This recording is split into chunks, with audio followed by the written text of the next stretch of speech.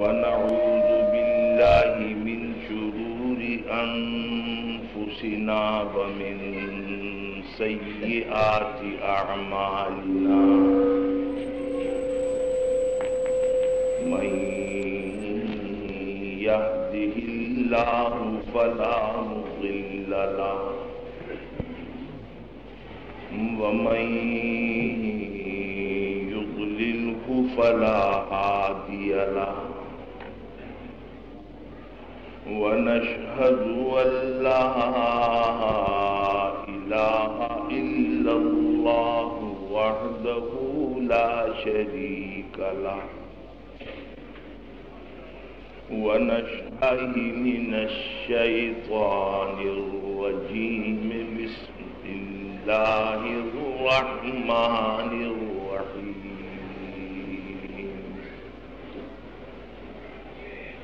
فهزموهم بإذن الله وقتل داود جالوت وآتاه الله الملك والحكمة وعلمه مما يشاء ولولا دفع الله الأرض ولكن الله ذو فضل على العالمين صدق اللہ.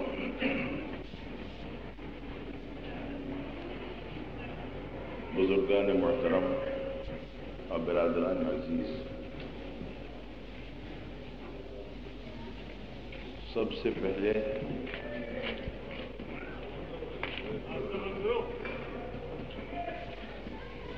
میں اپنے نوجوان اور عزیز طالب علموں کو مبارکباد پیش کرتا ہوں، جنہوں نے اپنے معصوم جذبے سے، اپنے دل کی بے چینی سے اور اسلامی جذبات سے اس بات کی کوشش کی کہ ایک جلسہ سرکار دو عالم صلی اللہ علیہ وسلم کی سیرت طیبہ کا منعقد کیا جائے، اور اتفاق سے اس زمانے میں یہ بچے تاریخ لینے کے لیے آئے کہ جس زمانے میں ہمارے ملک میں یوم دفاع منایا جا رہا تھا اور اس فتح کی خوشی منائی جا رہی تھی جو بھارت کے مقابلے میں سن 65 کی جنگ میں اللہ تعالیٰ نے پاکستان کو اور مسلمانوں کو عطا فرمائی، اس کی خوشی منائی جا رہی تھی. ان بچوں ہی کے دل میں یہ خیال بھی پیدا ہوا اور یہ صحیح پیدا ہوا کہ حضور اکرم صلی اللہ علیہ وسلم کی سیرت طیبہ صرف یہی نہیں ہے کہ ہم اور آپ یہ بیان کریں کہ رسول اللہ نے سارے رات کھڑے ہو کر نوافل ادا کیے. حضور اکرم صلی اللہ علیہ وسلم نے شعبان میں بھی روزے رکھے، رمضان میں بھی روزے رکھے، اور اس کے علاوہ آپ نے کس طریقے سے محبت کا سلوک کیا، پیار کا سلوک کیا. بلکہ آپ کی سیرت طیبہ کا ایک پہلو وہ بھی ہے کہ جس میں حضور اکرم صلی اللہ علیہ وسلم نے دشمنان اسلام کے ساتھ جہاد کیا ہے، اور یہ زندگی کا بڑا حصہ ہے. مکی زندگی ساری کی ساری حضور اکرم صلی اللہ علیہ وسلم کی جہاد میں بسر ہوئی. ممکن ہے کہ آپ میں سے کوئی صاحب یہ کہے کہ صاحب مکے میں تو جہاد کی اجازت ہی نہیں ملی تھی. جہاد عربی میں جہدن سے بنا ہے اور جہد کے معنی آتے ہیں جد و جہد کرنا، کوشش کرنا، کسی نصب العین اور مقصد کے لیے لگ جانا. البتہ وہ جہاد کہ جس میں تلوار ہاتھ میں لے کے میدان میں نکلا جاتا ہے اس کو جہاد بھی کہتے ہیں، جہاد بالسیف، اور اس کو قتال بھی کہتے ہیں. تلوار اٹھانے کی اور قتال کی اجازت بے شک مکی زندگی کے اندر نہیں ملی ہے، لیکن ساری مکی زندگی حضور اکرم صلی اللہ علیہ وسلم کی تدبیروں میں، کوششوں میں، جد و جہد کے اندر آپ کی بسر ہوئی. اس لیے مکی زندگی بھی جہاد کی زندگی. پھر جب آپ مدینے میں تشریف لے آئے اور اللہ تعالیٰ نے مسلمانوں کو قوت و شوکت عطا فرمائی، اس لیے کہ مسلمان کے لیے دو ہی راستے ہیں. جس زمانے میں بھی مسلمان جن حالات میں بھی ہو اس کو یہ سوچنا چاہیے کہ میں مکی زمانے میں ہوں یا مدنی زمانے میں ہوں. مکی زمانے کا مطلب یہ ہے کہ جب اسلام یا مسلمان کمزوری کی حالت میں ہے، کفر کی طاقت، فسق کی طاقت، گناہ کی طاقت غالب آ رہی ہے اور مسلمان اور نیکی کی قوت اس وقت کمزوری کے اندر جا رہی ہے. خواہ حضور اکرم صلی اللہ علیہ وسلم کی پیدائش کے 1400 سال کے بعد ہی کا یہ واقعہ ہے. تو آپ یہ سمجھیے کہ ہم دراصل مکی زندگی میں ہیں. کیا مطلب؟ یہ وہ دور ہے کہ جس دور میں سرکار دو عالم صلی اللہ علیہ وسلم نے اپنی زندگی مکے میں گزاری. یہی وجہ ہے کہ پہنچ کر مسلمانوں کو قوت و طاقت اللہ تعالیٰ نے عطا فرما دی، تلوار لے کر نکلنے کی اجازت مل گئی. مدنی زندگی کا مطلب یہ ہے کہ طاقت ہے تو تلوار لے کے نکلو، طاقت اگر نہیں ہے تبلیغ اور جد و جہد کا کام کر کے مسلمانوں کو دیندار بنانے کی کوشش کرو، ان کو ہم نوا بنانے کی کوشش کرو، ان کو نصب العین اور مقصد سے آگاہ کرنے کی کوشش کرو. وہ کام مکی زندگی کا ہے، یہ کام مدنی زندگی کا ہے. چنانچہ مدنی زندگی کے 10 سال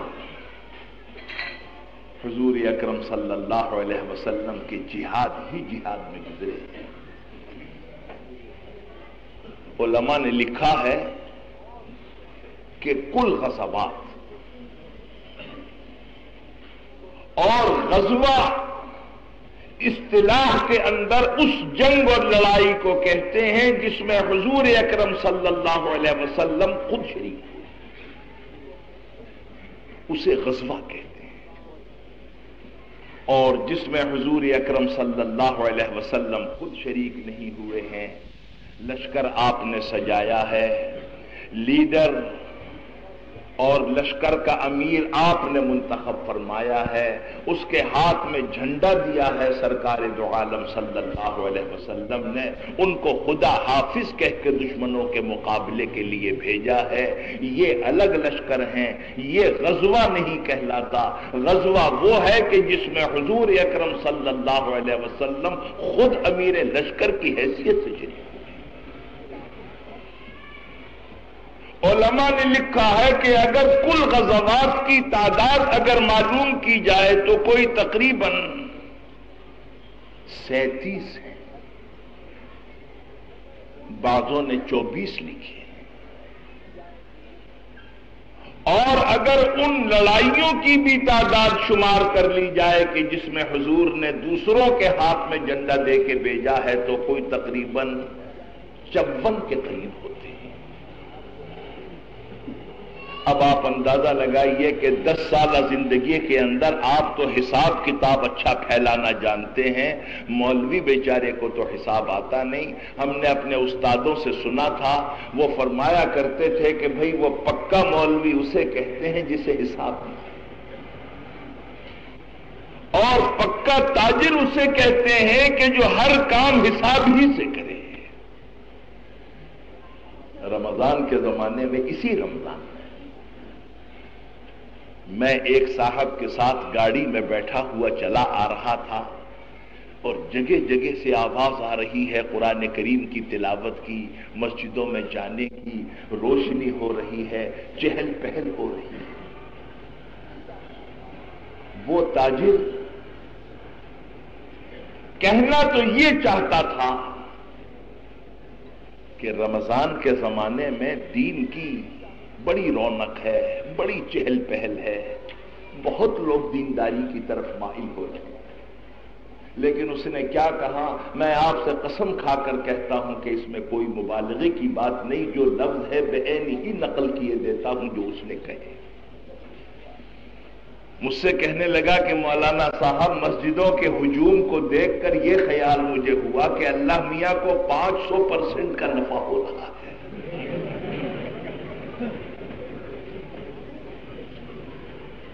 اندازہ لگائیے، کہتا ہے کہ مسجدوں میں جتنا ہجوم ہے، جتنی اسلام کی رونق ہے، اس سے مجھے یہ پتا چلا، ارے نفع ہی اول تو کہنا صحیح نہیں، وہ کہتا 500% نفع ہو رہا ہے۔ آپ نے اندازہ لگا لیا کہ تاجر جو ہے بیچارہ یہ تانا بانا ضرور کرے گا، 99 کے پھیر سے نہیں نکلتا، ہر کام وہ اصل میں شمار کرتا ہے، ان کو حساب اچھا آتا ہے، اگرچہ یہ حساب میں کبھی کبھی مارے بھی جاتے ہیں۔ بنیا حساب کا بڑا دل دادا تھا۔ ایک مرتبہ وہ اپنے خاندان کو بہلی کے اندر، جس میں بیل جتا کرتے تھے بجائے گھوڑے کے، اس میں اپنے خاندان کو بٹھا کے خود بھی بیٹھا اور گاڑی بان سے کہا کہ لے کے چل۔ چلتے چلتے ایک ایسی جگہ پہنچے کہ جہاں پر ایک چھوٹی سی نہر آ گئی۔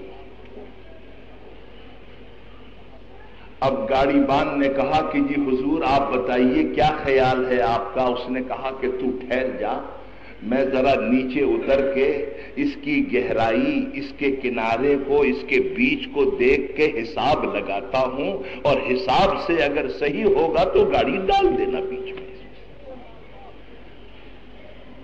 بنیا اترا اور اتر کے اس نے ایک کونے کو ناپا، اس کے بعد اس نے دیکھا کہ یہ اتنا گہرا ہے، پھر اس نے بیچ میں ناپا اور پھر آخر کے کنارے کو ناپا اور اس کا نکالا، اس نے ایوریج نکالا، اوسط نکالا۔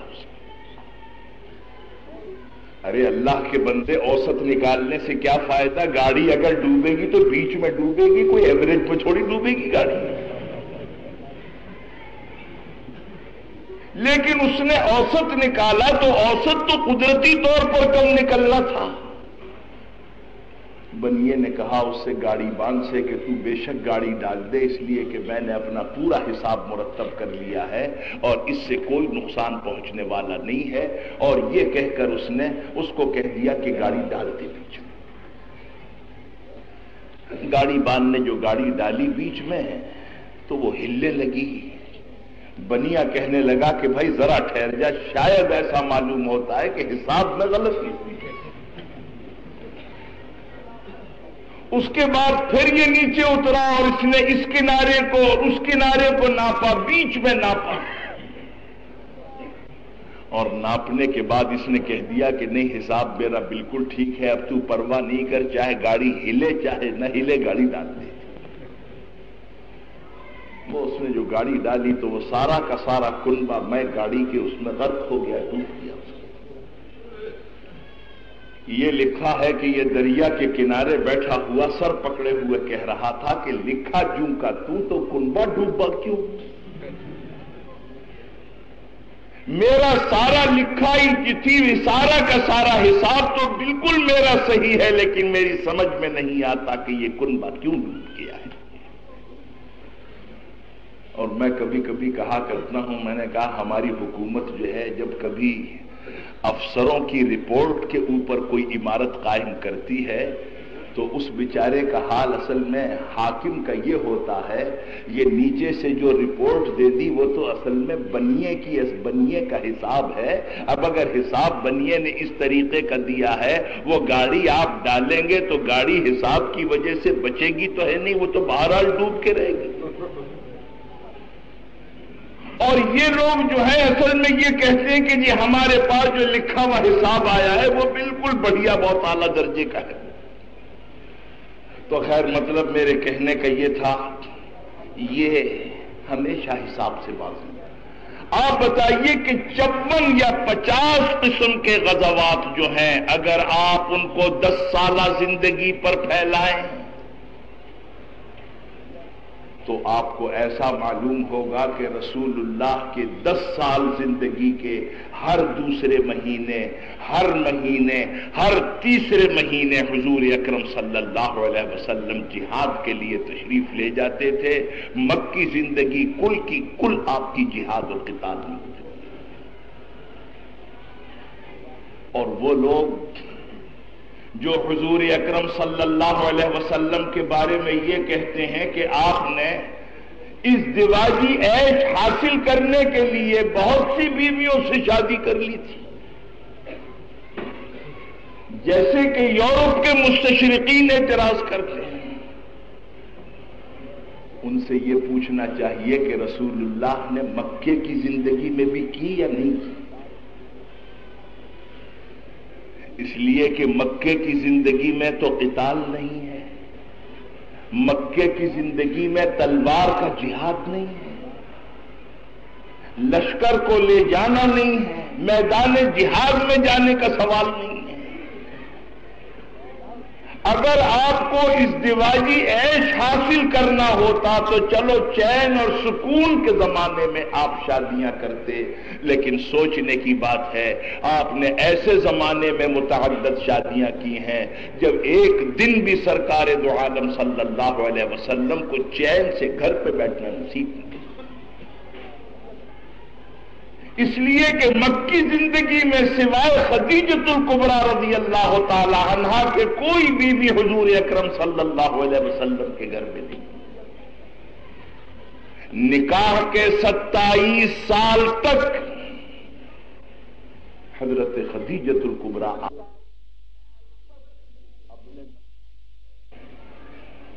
اور جو لوگ اپنے نفسانی عیش کی وجہ سے اسلام کو بدنام کرتے ہیں اور یہ کہتے ہیں کہ جی ہم نے تو اس لیے دوسرا نکاح کیا کہ رسول اللہ کی سنت ہے۔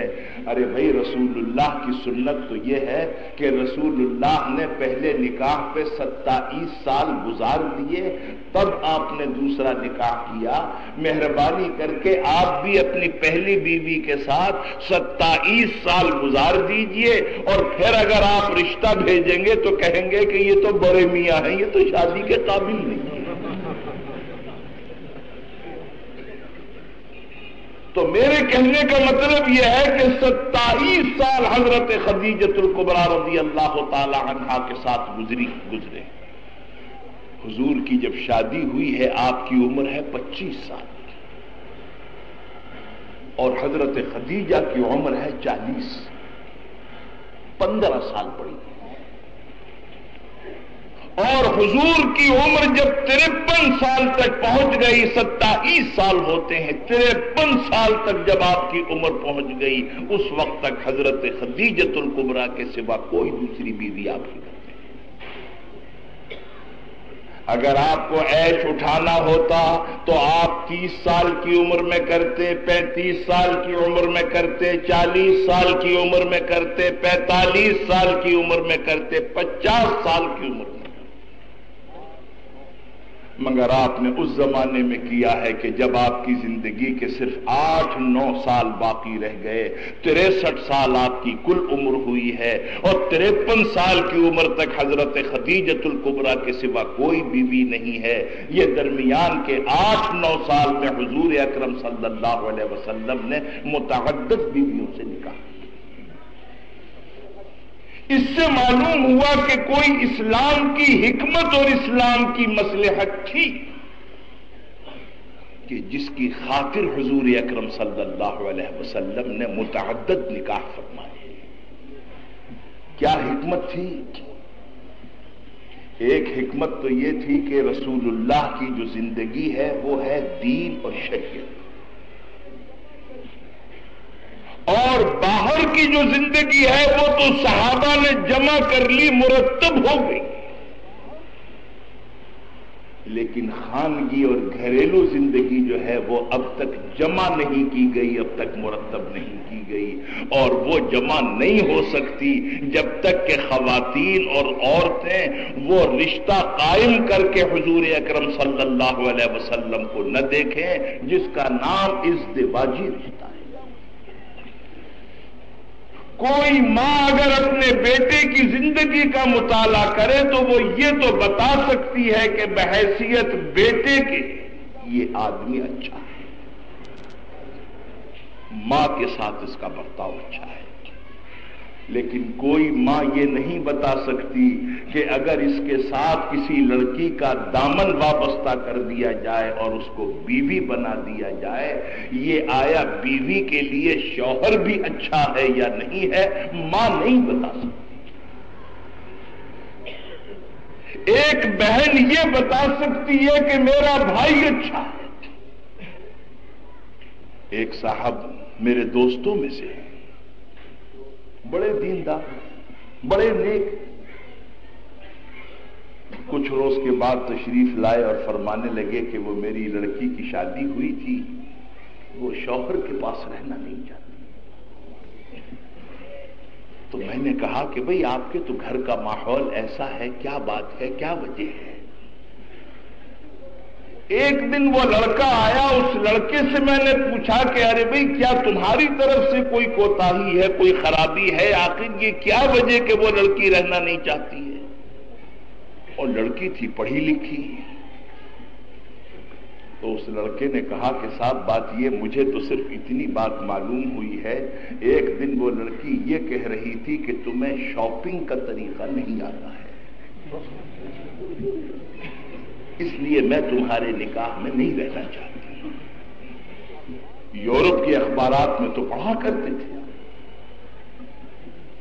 اخبار میں ایک واقعہ پڑھا کہ ایک خاتون تشریف لے گئی عدالت میں اور جا کر ٹکا سا جواب اپنے شوہر کو دے دیا کہ میں نے 1 2 3 طلاق دے دی تمہیں، اس لیے کہ وہاں تو عورتیں طلاق دیتی۔ وہ بیچارے میاں صاحب ہاتھ جوڑ کے پوچھنے لگے جی قصور تو بتا دیجیے کیا ہے؟ انہوں نے کہا کہ تمہارا قصور یہی ہے کہ جس وقت تم رات کو سوتے ہو تو سوتے میں زور زور سے خراٹے لیتے ہو، مجھے پسند نہیں۔ یہ جو تمہارے خراٹے ہیں نا یہ مجھے پسند نہیں، اس لیے میں نے تمہیں چھوڑ دیا۔ دوسری عورت گئی اور اس نے جا کے شوہر کو طلاق دی، انہوں نے کہا حضور میرا کیا قصور ہے؟ انہوں نے کہا جج نے پوچھا کہ کیا وجہ ہے جو تم طلاق دے رہی ہو؟ اس نے کہا جی حضور بات یہ ہے، مجھے کتوں سے محبت ہے، میں کتے پالتی ہوں، میرے شوہر کو کتوں سے کوئی دلچسپی نہیں، میں ایسے آدمی کو شوہر نہیں بناتی۔ وہ فرمانے لگے کہ ایک دن لڑکی نے مجھ سے یہ کہا کہ جی میں اس لیے تمہارے ساتھ نہیں رہنا چاہتی کہ میرے شوہر کو شاپنگ کا طریقہ نہیں آتا ہے۔ تو میں نے ان سے پوچھا بھئی ہم لوگ تو اصل میں ان چیزوں سے واقف نہیں، تو میں نے ان سے کہا، میں نے کہا بھئی یہ تو آج نئی بات سنی ہے، کیا شاپنگ کا بھی کوئی طریقہ ہوتا ہے؟ ارے بھائی ہم تو یہ جانتے ہیں کہ کوئی دکان پہ گیا اور دکان پہ جا کے کوئی چیز خرید لایا، شاپنگ کا طریقہ کیا ہوتا ہے؟ تو وہ ہنسنے لگا، اس نے کہا کہ جی شاپنگ کا طریقہ یہ ہے کہ اگر بیگم صاحبہ ساتھ ہوں، جو سامان تم نے دکان سے خریدا ہے وہ سامان دکان سے لے کر تم ہاتھ میں اٹھاؤ، بیگم صاحبہ آگے آگے چلیں اور تم اردلیوں کی طرح سامان لادے ہوئے پیچھے پیچھے چلیں۔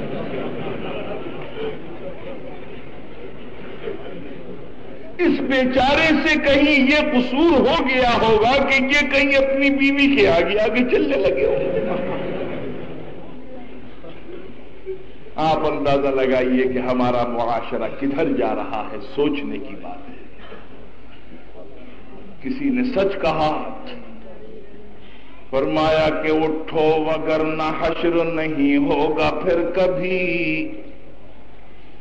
اٹھو وگرنہ حشر نہیں ہوگا پھر کبھی، دوڑو زمانہ چال قیامت کی چل گیا۔ یہ ہمارا معاشرہ ہے آج کا۔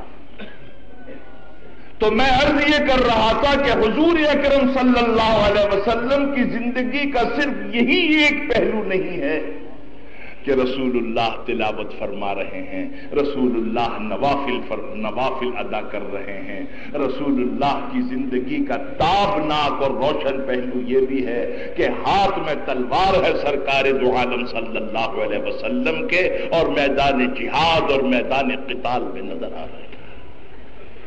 یہ بھی آپ کی سیرت کا پہلو، لیکن بات اصل میں یہ ہے کہ یہ پہلو اس لیے لوگ زیادہ بیان نہیں کرتے کہ لوگ یہ پوچھیں گے کہ جی اگر حضور کا یہ بھی سیرت کا پہلو ہے تو آپ کے ہاتھ میں تو کبھی تلوار چھوڑ ہم نے ڈنڈا بھی نہیں دیکھا۔ ایک مولوی صاحب نے بیان کیا تھا، پل صراط کی بات بیان کر رہے تھے کہ بھئی وہ تلوار سے بھی زیادہ تیز ہوگی، بال سے زیادہ باریک ہوگی، اور ایسا ہوگا ویسا ہوگا، اس کا حال بیان کر رہے تھے۔ تو کسی نے مولوی صاحب سے کہا کہ مولوی صاحب جب آپ جیسے لوگ ایسی باریک چیز کو پار کر لیں گے ذرا میرے ساتھ تو تشریف لائیے۔ وہ ایک ذرا سی کہیں وہ بنی ہوئی تھی، بٹیا بنی ہوئی تھی، اس پہ کہا مولوی صاحب سے کہ چل کے دکھائیے ذرا۔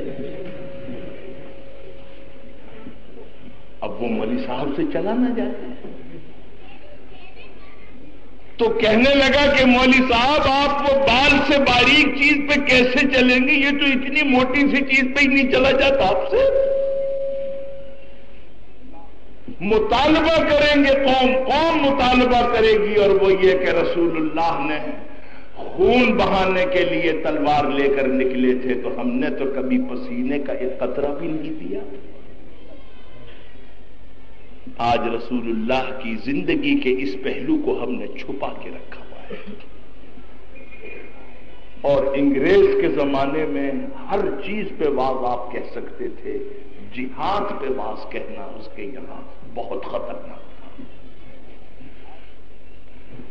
مجھے بچوں سے معلوم ہوا کہ جب انہوں نے اشتہار چھاپا یوم دفاع کا، تو یہ پرچہ لکھنے والے جو لوگ ہوتے ہیں نا، ڈائری لکھنے والے، یہ آگے پیچھے بچوں سے پوچھتے رہے کہ صاحب کیا ہوگا، یوم دفاع کیا ہے، کیا مطلب ہے، کیا مقصد ہے۔ میں نے کہا بھئی یہ سب باتیں تو انگریز کے زمانے میں ہوتی تھیں کہ جہاد پہ تقریر کو وہ پسند نہیں کرتے تھے، مگر ہماری حکومت تو مسلمانوں کی اور اسلامی حکومت ہے، ان کو تو خوش ہونا چاہیے کہ بچوں کو جہاد کا شوق پیدا ہو رہا ہے۔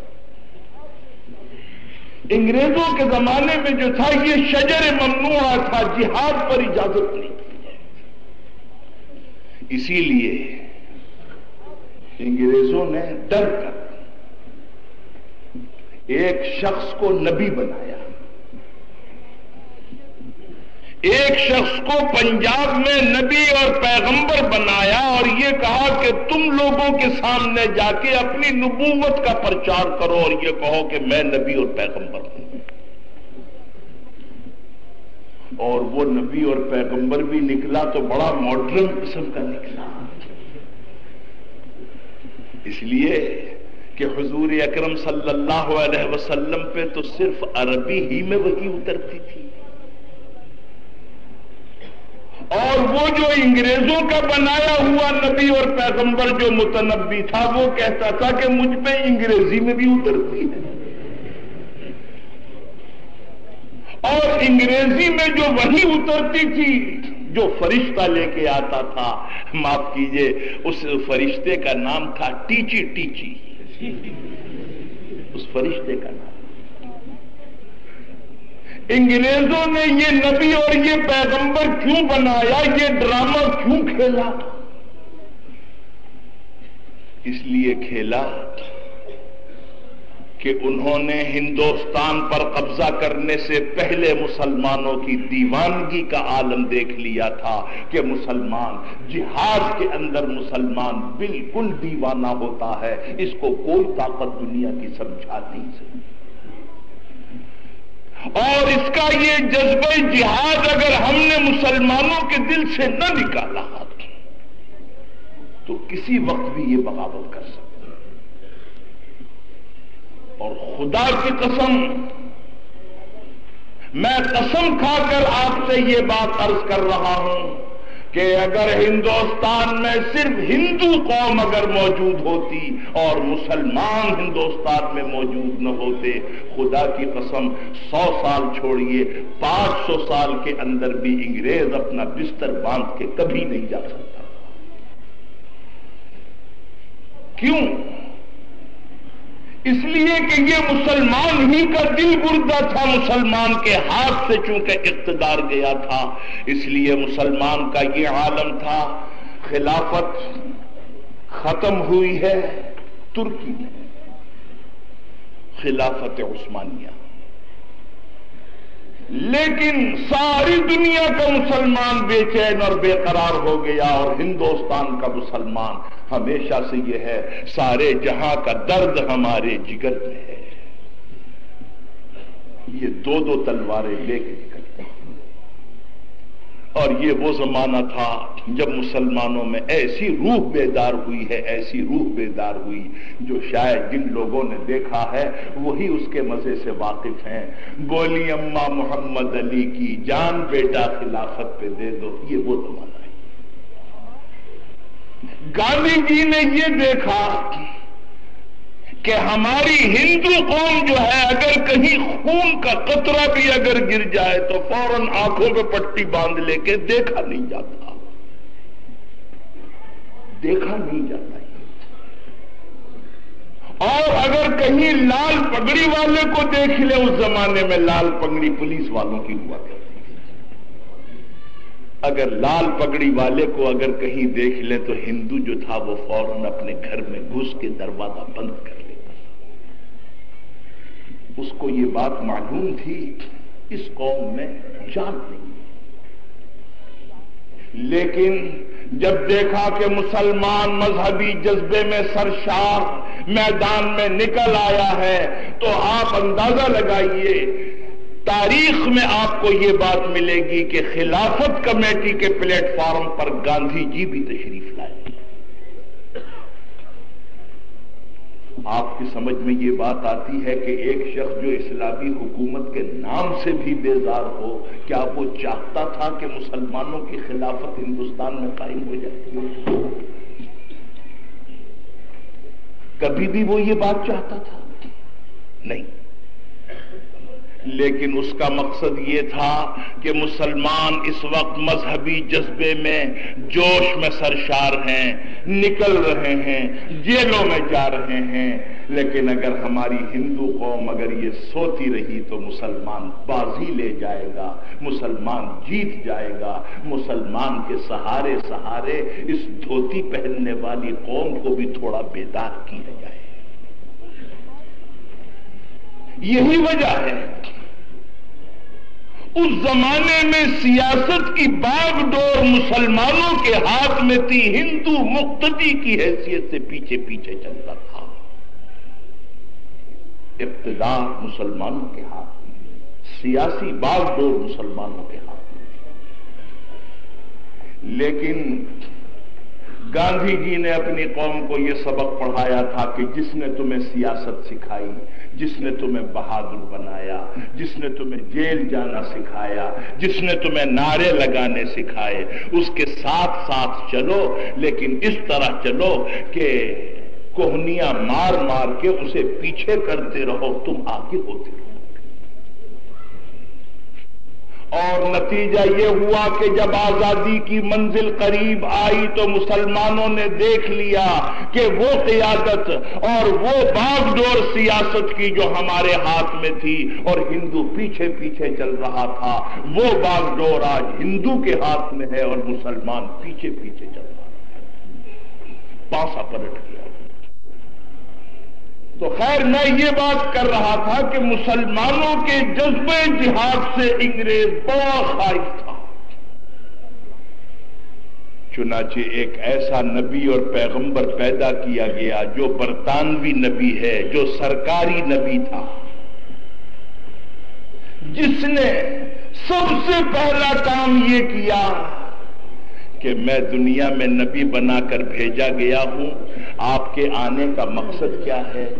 مقصد آنے کا آپ کے یہ ہے کہ اس نے کہا کہ مقصد آنے کا یہ ہے کہ میں جہاد کو منسوخ کرنے کے لیے آیا ہوں، جہاد منسوخ ہو گیا ہے۔ انگریز اس بات سے بڑا خوش ہوا، اس لیے کہ چلو کوئی ایسا آدمی تو آیا کہ جس نے مسلمانوں کو یہ بتایا کہ جہاد ختم ہو گیا ہے، جہاد منسوخ ہو گیا۔ تو مطلب میرے کہنے کا یہ تھا کہ اصل میں جہاد سے انگریز تو بہت ڈرا کرتا تھا، لیکن یہ کہ آج اللہ تعالیٰ نے مسلمانوں کو ایک اسلامی ملک اور ایک اسلامی سلطنت اللہ تعالیٰ نے عطا فرمائی ہے کھلی فضا کے اندر۔ آئیے جذبہ جہاد پر ہم تھوڑی سی دیر کے لیے بیٹھ کے غور کریں، جس نے آپ کو دنیا میں سرخرو کیا، جس نے پاکستان کا وقار بلند کیا اور جس نے مسلمانوں کی عزت کو بڑھا دیا۔ اس لیے حضور اکرم صلی اللہ علیہ وسلم کی سیرت کا بڑا تابناک پہلو یہ بھی ہے کہ آپ 10 سال تک برابر جہاد فرماتے رہے، اور حضور اکرم صلی اللہ علیہ وسلم نے یہ ایک نکتہ بیان فرمایا جو قوم جذبہ جہاد سے سرشار ہوتی ہے اس قوم کو اللہ عزت و سربلندی دیتے ہیں۔ جس قوم میں جذبہ جہاد باقی نہیں رہتا ہے وہ قوم پستی میں چلی جاتی ہے۔ فرمایا کہ امتارا زندگی جذبے دروں،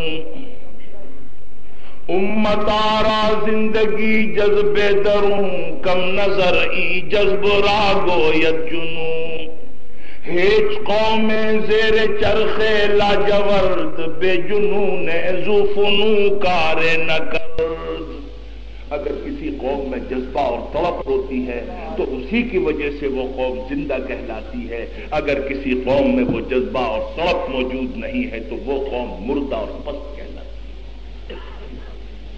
اس لیے وہ بچے قابل مبارکباد ہیں کہ جنہوں نے یہ مناسب سمجھا کہ حضور کی سیرت طیبہ جو ہے وہ دفاع کے موضوع پر ہو۔ میں نے ان کی اس بات کو منظور کیا اور میں آپ کی خدمت میں حاضر ہو گیا۔ آنے میں بھی مجھے تھوڑی دیر ہو گئی اور مجھے صبح 7:30 بجے کے جہاز سے مجھے راولپنڈی بھی جانا ہے، وہاں واہ میں ایک جگہ جلسہ ہے، لیکن پھر بھی جتنا وقت میں دے سکتا ہوں انشاءاللہ العزیز اتنا وقت آپ کی خدمت میں دوں گا۔ بات صرف ایک عرض کرنا چاہتا ہوں، اور وہ یہ کہ پاکستان کی عمر تقریباً 21-22 سال ہے، اور ظاہر ہے قوموں کی زندگی میں یہ بہت تھوڑی سی، لیکن اگر حضور اکرم صلی اللہ علیہ وسلم کی زندگی میں دیکھا جائے تو یہ 22-23 سال کا عرصہ اتنا بڑا عرصہ ہے کہ رسول اللہ نے اتنا بڑا انقلاب پیدا کیا کہ اتنا بڑا انقلاب 23 سال کی مدت میں انسانوں کی تاریخ میں نہیں پیدا کیا۔ 23 سال کی مدت میں حضور اکرم صلی اللہ علیہ وسلم نے بکریاں چرانے والوں کو صاحب حکومت بنا۔ جو قوم دنیا میں پڑھنا لکھنا نہیں جانتی تھی اس کو اقوام عالم کا استاد بنا دیا۔ ایک ایسا نظام حکومت اور نظام سلطنت دیا کہ قیامت تک کوئی نظام حکومت اس کا مقابلہ نہیں کر سکے۔ ایسی تہذیب اور ایک ایسا تمدن مسلمانوں کو عطا فرمایا کہ قیامت تک ایسی تہذیب اور ایسا تمدن کبھی نہیں ملے گا۔ یہ کل 23 سال کی مدت میں ہم اور آپ 23 سال کی مدت کو یہ سمجھتے ہیں کہ ارے صاحب ابھی کل کی تو بات ہے، ابھی تو یہ بیبی ہے، ابھی تو یہ بچہ ہے یہ۔ اور مجھے یہ خیال ہوتا ہے کہ یا اللہ، جب یہ 22 سال کی مدت میں اس کا بچپن بھی ختم نہیں ہوا تو اب دیکھیے جوانی پتہ نہیں کب آئی۔ اور جوانی کا انتظار کون کرے؟ کون جیتا ہے تیری زلف کے سر ہونے تک؟ جوانی کا انتظار کون کرے؟ میاں ہمیں تو ایسا نظر آ رہا ہے کہ جوانی آئے یا نہ آئے لیکن آثار بڑھاپے کے نظر آ رہے ہیں۔ اس لیے کہ علامہ اقبال فرما گئے تھے کہ جس قوم کے ہاتھ میں تلوار نہ رہے، نیزہ نہ رہے، بلکہ اس کی بغل میں طبلہ اور سرنگی ہو تو سمجھ لینا کہ یہ اس کے تنزل کا وقت۔ فرمایا کہ میں تم کو بتاتا ہوں تقدیر امم کیا ہے، میں تم کو بتاتا ہوں تقدیر امم کیا ہے، شمشیر و سنا اول طاؤس و رباب آخر۔ جب شمشیر اس کے ہاتھ میں نظر آئے تو سمجھنا یہ چڑھنے والی قوم ہے، اور جب دیکھو کہ گانے بجانے کا سامان ہے تو سمجھ لینا کہ یہ گرنے والی قوم ہے۔ ہم نے تو دیکھا کہ میاں جوانی میں پتہ نہیں ہمیں کیا کیا بہت سے کام کرنے تھے، تو وہ تو آیا نہیں، آثار بڑھاپے کے ظاہر ہو رہے ہیں۔ لیکن پھر بھی اس 22 سال کی زندگی میں صرف 2 دن ایسے ہیں جو واقعی پاکستان کی تاریخ میں سب سے زیادہ اہم ہیں، اور افسوس ہے جو لوگ پاکستان کے نظریے سے، پاکستان کی تحریک سے ان کے دل کو کوئی لگاؤ نہیں تھا، ان لوگوں نے اس بات کی کوشش کی ہے کہ رفتہ رفتہ پاکستان کے منصوبے پہ پردہ ڈالا جائے، ذہنوں سے اوجھل کیا جائے، بھلا دینے کی کوشش کی جائے۔ کیوں؟ اس لیے کہ پاکستان کی تاریخ میں ایک دن وہ اہم ہے کہ جس دن اللہ تعالی نے مذہب کی بنیاد پر، خدا اور رسول کی بنیاد پر مسلمانوں کو ایک قوم قرار دے کر پاکستان اللہ تعالی نے عطا فرمایا، اور وہ اگست کی 14 تاریخ ہے۔ 14 اگست جو ہے یہ وہ دن ہے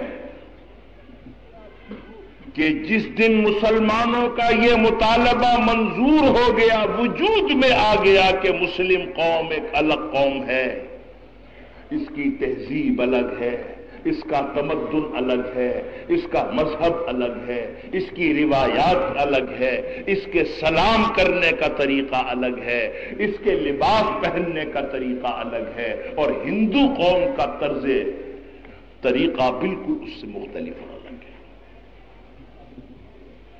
یہ اور بات ہے کہ اس زمانے میں آپ جواہر کٹ بنڈی پہنتے ہوئے نفرت کرتے تھے، گاندھی کیپ لگاتے ہوئے آپ کو غصہ آتا تھا، چپل پہنتے ہوئے آپ کو ہندو کی بو آتی تھی، بندے ماترم کا نعرہ لگاتے ہوئے آپ کو غیرت و شرم آتی تھی، نمستے کا سلام کرتے ہوئے آپ کو، آپ کی حمیت آپ کو غیرت دلاتی تھی۔ لیکن پاکستان بننے کے بعد جو لوگ نمستے سے نفرت کرتے تھے، جو بندے ماترم سے نفرت کرتے تھے، جو جواہر کٹ سے نفرت کرتے تھے، جو گاندھی کیپ سے نفرت کرتے تھے، یا اللہ یہ فلسفہ سمجھ میں نہ آیا، ان کو لباس پہننا تھا تو رسول اللہ کا پہننا چاہیے تھا۔ اگر ان کو جنیو سے نفرت تھا تو ہاتھ میں تسبیح لینی چاہیے تھی۔ اگر ان کو اور غیر اسلامی چیزوں سے نفرت تھی تو اسلامی چیزوں کو اختیار کرنا چاہیے تھا۔ لیکن ہم دیکھتے ہیں ان لوگوں نے السلام علیکم کا طریقہ اختیار نہیں کیا، گڈ مارننگ کا طریقہ اختیار کیا۔ ان لوگوں نے تہمد نہیں باندھا، پاجامہ نہیں پہنا، نصارہ اور یہود کا لباس پہنا۔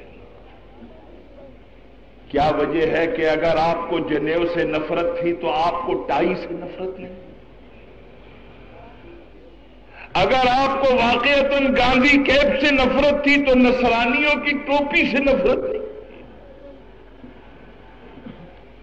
میرے مطلب کہنے کا یہ کہ یہ پتہ چلے کہ نہیں جذبہ وذبہ کچھ نہیں تھا، بس یہ اتفاق سے آسمان سے گر کے پاکستان بن گیا۔ 14 اگست مسلمانوں کی عظیم الشان قربانیوں کی کے نتیجے میں اللہ تعالیٰ نے یہ ملک عطا فرمایا۔ مولانا شبیر احمد صاحب عثمانی رحمۃ اللہ علیہ بہت صحیح بات فرماتے تھے، فرمانے لگے پاکستان کے بننے کے وقت جس طریقے سے اسپیشل ٹرینوں پر قتل عام ہوا، مشرقی پنجاب میں قتل عام ہوا یا اقلیت کے علاقے میں قتل عام ہوا، فرمایا کہ اگر اس وقت مسلمان اور مسلمانوں کو یہ حکم دیا جاتا کہ ہندوؤں سے 2 ہاتھ لڑ لیں مسلمان کسی طریقے پر، جیسے کہ سن 65 میں لڑائی ہوئی۔ آپ نے دیکھا کہ سن 65 کے اندر بھی ہماری جانیں بہت سی کام آئی ہیں، بہت سے لوگوں نے جام شہادت پیا ہے، لیکن ان لوگوں نے جام شہادت پی کر پاکستان کو ہمیشہ کے لیے سرخ رو بنا دیا اور انہوں نے پاکستان کا سر ہمیشہ کے لیے اونچا کر دیا۔ لیکن لاکھوں کی تعداد میں اس وقت مسلمان کٹ گئے کہ جس وقت سن 47 کے اندر پاکستان بن رہا تھا۔ تو اس کا مطلب یہ ہے اگر اس زمانے میں اس طرح مسلمان نہ مرتے بلکہ جہاد کرتے ہوئے اگر مسلمان شہید ہوتے تو خدا کی قسم پاکستان کا یہ نقشہ نہ ہوتا بلکہ پاکستان دہلی تک بنا ہوا۔ لیکن بہرحال لاکھوں انسان مارے گئے، ماؤں کی اور بہنوں کی عزتیں اٹھ گئی، اور میں یہ سمجھتا ہوں ان شہیدوں کی لاشیں ابھی تک تڑپ رہی ہیں، ان کے خون ابھی تک تازہ ہیں، وہ عورتیں ابھی تک کراہ رہی ہیں اور چلا رہی ہیں کہ جن کی آبرو اور جن کی عصمتیں لوٹی۔ وہ لوگ سب سے زیادہ بے غیرت ہیں کہ جنہوں نے تڑپتی ہوئی لاشوں پر بیٹھ کر انہوں نے عیاشی شروع کر دی، شراب پینا شروع کر دیا، ڈانس کرنا انہوں نے شروع کر دیا، اس لیے کہ غیرت آنی چاہیے تھی۔ وہ تڑپتی ہوئی لاشیں ابھی مطالبہ کر رہی ہیں کہ جب تک ہمارے آقا اور اللہ کا دین یہاں پر قائم نہیں ہو جاتا ہے ان کی روح میں سکون نہیں پیدا ہوتا۔ تو میں نے عرض کیا کہ سن 47 کے اندر کتنی بڑی عظیم الشان قربانی دینی پڑی مسلمانوں کو، اور اللہ نے یہ ملک عطا فرمایا۔ جذبات، میں پاکستان بننے سے تقریباً 8 یا 9 دن پہلے کراچی میں موجود تھا، اور میرا قیام تھا اس زمانے میں نئی دہلی میں، اور یہ اپنے سارے سرکاری افسران حضرات یہ ہمارے اس زمانے میں سب دوست تھے، اور اس زمانے میں یہ کہا کرتے تھے عالم تو صاحب وہ ہونا چاہیے بس وہ اس کی پرواہ نہ کرے اور اس کا خیال نہ کرے، حق بات کہے فلاں۔ میں ان سے کہا کرتا تھا کل کو آپ جب کرسی سنبھال لیں گے ممکن ہے کہ برداشت نہ کریں. اس کی وجہ یہ ہے کہ جب ایک عورت بہو بنتی ہے تو اس کے جذبات کچھ اور ہوتے ہیں، وہی عورت جب ساس بن جاتی ہے تو اس کے جذبات کچھ اور ہوتے ہیں.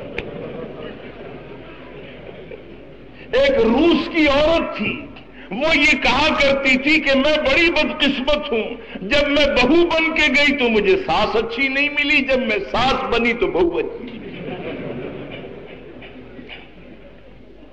اس کا مطلب دراصل یہ ہے کہ یہ خود ہی بری تھی.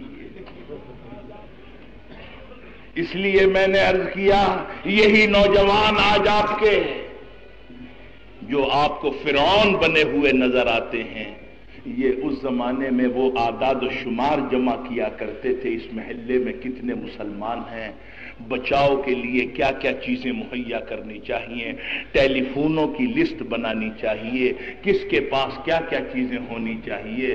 مولانا شبیر احمد صاحب عثمانی تشریف لے جا رہے ہیں تو پیچھے سے یہی افسران بالا جو ہیں یہ لاؤڈ اسپیکر تھامے ہوئے چلے جا رہے ہیں. اور آج جیسا کہ میں نے عرض کیا کہ اصل میں جب تک بہو تھی تو کچھ اور جذبات تھے، ساس بنی تو دوسرے جذبات ہو گئے.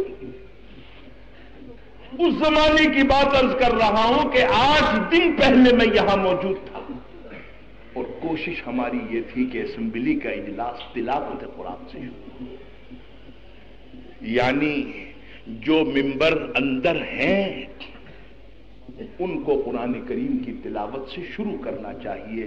چنانچہ حضرت مولانا شبیر احمد صاحب عثمانی رحمت اللہ علیہ کی تلاوت سے قرآن کریم کی تلاوت سے سب سے پہلے اسمبلی کا اجلاس شروع.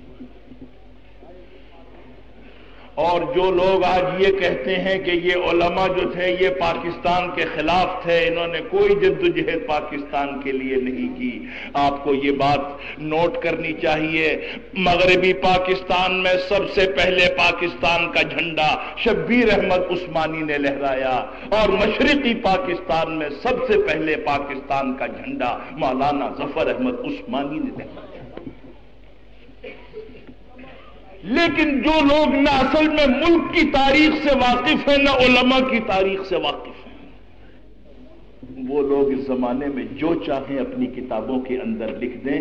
تو میں یہ عرض کرتا تھا کہ جب 8 دن پہلے یہاں پر ہم آئے مجھے پتا چلا ٹرانزٹ کیمپ پر ایک ٹرین آ رہی ہے، اس میں ایک شخص کی بیوی اور بچے سب شہید ہو گئے، اکیلا دم آ رہا ہے.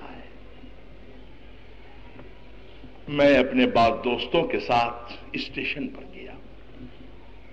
اسٹیشن پر ٹرین نہیں آتی تھی، وہ ٹرانزٹ کیمپ پر آ کے ٹھہری. دیکھا تو ہجوم ہے. ان صاحب کو ڈھونڈا اور تلاش کیا. میں بھی ان کے پاس گیا. میں نے کہا کہ ہمیں بڑا افسوس ہے آپ کو اتنے بڑے حادثے سے دوچار ہونا پڑا، آپ کی بیوی شہید ہو گئی، آپ کے بچے شہید ہو گئے. خدا کی قسم ایسا مجھے وہ متوالا اور مست نظر آتا تھا. کہنے لگا کہ مولانا نہیں، یہ کوئی نقصان نہیں ہے، اگر بیوی اور بچے شہید ہو کر اگر اسلامی ملک مل جاتا ہے تو یہ سودا سستا ہے. آپ نے اندازہ لگایا کہ یہ قوم کے جذبات تھے، اور یہ وہ جذبات تھے کہ اگر یہ جذبات باقی رہے کسی قوم کے اندر تو خدا کی قسم میں یہ کہتا ہوں بھارت کیا اس سے بڑے کسی ملک سے بھی مقابلہ ہو تو یہ قوم فتح کر لے. لیکن نہیں، اوس ڈال کر پانی ڈال کر جذبات کو ٹھنڈا کیا گیا، فنا کیا گیا. پھر اس کے بعد جو لوگ آئے اور آ کر دفتروں میں بیٹھے، دفتروں میں دیکھا کرسی نہیں، قلم نہیں، دوات نہیں، کاغذ نہیں. لوگ اپنے اپنے گھروں سے گئے، کوئی پینسل لے آیا، کوئی قلم لے آیا، کوئی کاغذ لے آیا، کوئی کرسی لے آیا. تو میں نے کہا کہ ایک زمانہ تو وہ تھا کہ لوگ اپنے گھر سے لا لا کر دفتروں میں کام کرتے تھے، اور پھر یہ زمانہ بھی آیا کہ جو کچھ دفتر کا سامان ہے سب گھر پہ لے جائے. اندازہ لگائیے کہ کتنا فرق ہو گیا. یا گھر کا سامان لا لا کر سجا رہے ہیں دفتروں کے اندر، اور یا سجے سجائے دفتر کو غائب کر دیں۔ خیر مطلب میرے کہنے کا یہ تھا، ایک دن پاکستان کی تاریخ میں سب سے زیادہ اہم دن وہ ہے جب اللہ نے ایک اسلامی ملک اور ایک اسلامی سلطنت آپ کو عطا فرمائی۔ یاد رکھیے، اگر دنیا کی کسی قوم کو آپ ہیروں میں تولیں، سونے میں لاد دیں، پھلوں کے اندر اسے دبا دیں، خدا کی قسم وہ قوم کبھی اونچی نہیں ہو سکتی جب تک کہ وہ قوم صحیح معنی میں آزاد نہ ہو جائے اور حریت اسے حاصل نہ ہو جائے۔ سب سے بڑی نعمت اور سب سے بڑا انعام کسی قوم کے لیے یہ ہے کہ وہ قوم غلام نہ ہو کسی کی آزاد ہو۔ ساؤتھ افریقہ میں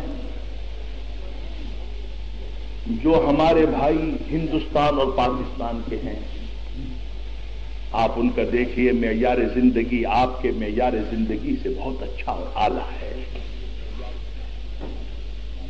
اور وہ لوگ مذہب کے بھی شوقین ہیں۔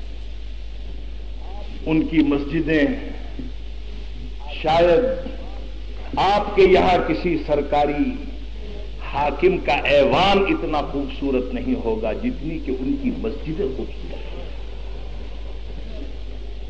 اس میں موٹے موٹے قالین بچھے ہوئے، اس میں گرم اور ٹھنڈے پانی کے نل لگے ہوئے، اس میں تولیے رکھے ہوئے، اس میں صابن رکھے ہوئے، اس میں چپل پہننے کے لیے رکھے ہوئے، اور اسی میں یہ ہے گاؤن لٹکے ہوئے ہیں کہ اگر آپ سوٹ پہنے ہوئے ہیں اور اس کو کسی وجہ سے اتار نہیں سکے ہیں تو اس طرح نماز نہ پڑھیں، بلکہ وہ گاؤن اتار کر آپ پہن لیں، اور ساری صف ایسی معلوم ہوتی ہے جیسے یہ حجاز کے لوگ، عرب کے لوگ ہیں، یہ ساؤتھ افریقہ کے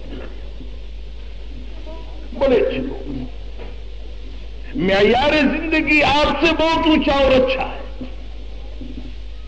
تو مجھ سے ایک میرے دوست پوچھنے لگے کہ یہاں کے بارے میں آپ کا کیا خیال ہے؟ میں نے کہا کہ بھئی اگر آپ برا نہ مانے تو میں آپ سے بات کہتا ہوں۔ کہنے لگے جی فرمائیے۔ میں نے کہا کہ یہ علاقہ ہے تو جیل، لیکن خوبصورت جیل ہے، ایسی جیل ہے کہ جس کو یہاں اسپیشل کلاس ملی بھی ہے مجرموں کو۔ ایسے بھی تو لوگ مجرم ہوتے ہیں کہ جن کو اصل میں اے کلاس میں رکھتے ہیں، بی کلاس میں رکھتے ہیں، اسپیشل کلاس کے اندر جن کو رکھتے ہیں۔ مطلب میرے کہنے کا یہ ہے، اگر کوئی قوم آزاد نہ ہو، چاہے کھانے پینے کو آپ اس سے بہتر دیں، آپ اس کو سونے میں لاد دیں، آپ اس کو ہیرے اور جواہرات میں لاد دیں، لیکن یاد رکھیے کہ اگر کوئی قوم آزاد نہیں ہے، لاکھ نعمتیں دیجیے وہ نعمتیں نہیں ہیں، یہ نعمت بڑی نعمت ہے کہ وہ قوم آزاد ہو گئی۔ اس لیے میں نے عرض کیا کہ یہ دن پاکستان کی تاریخ میں ہمیشہ سب سے زیادہ اہم رہے گا، چاہے آپ اس کو کتنا ہی مٹانے کی کوشش کریں کہ یہ دن اہم نہیں رہا ہے، اس دن میں کوئی اہمیت نہیں رہی ہے، لیکن بہرحال پاکستان کی تاریخ میں در حقیقت یہی دن سب سے زیادہ اہم ہے۔ ایک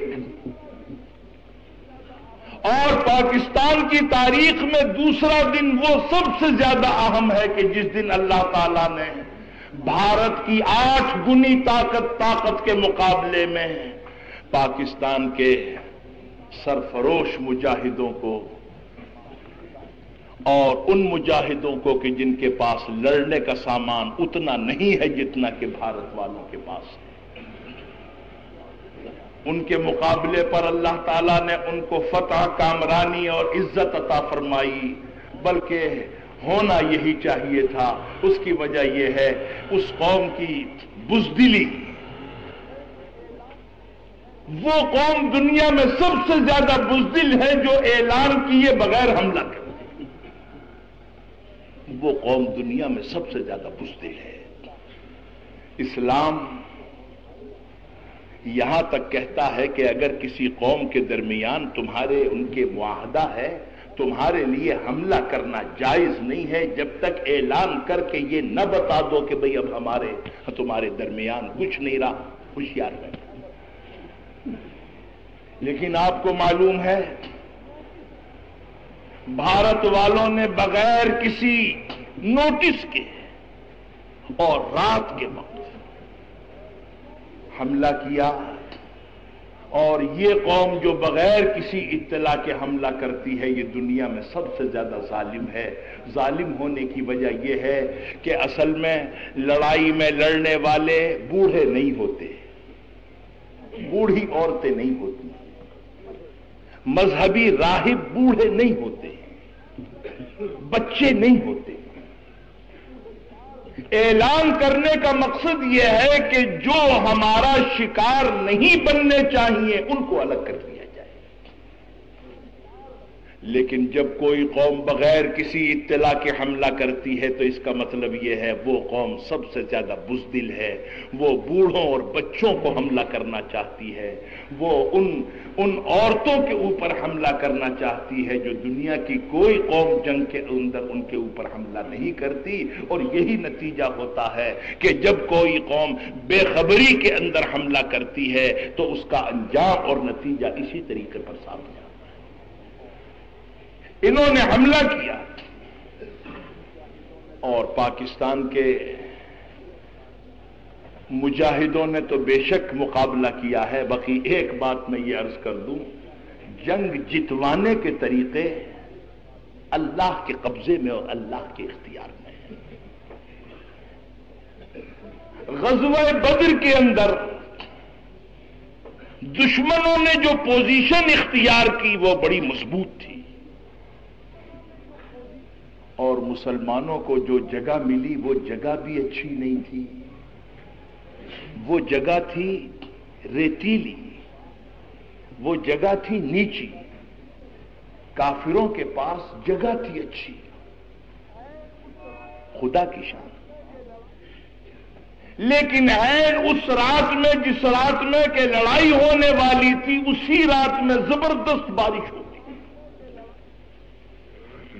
اور زبردست بارش ہونے کا نتیجہ یہ ہوا کہ جس جگہ پر کافر موجود تھے وہ تو زمین چکنی ہو گئی، دلدل بن گیا، اور جہاں مسلمان تھے بارش سے وہ جگہ ایسی ہو گئی جیسے کوئی فرش بنا کے چلا گیا۔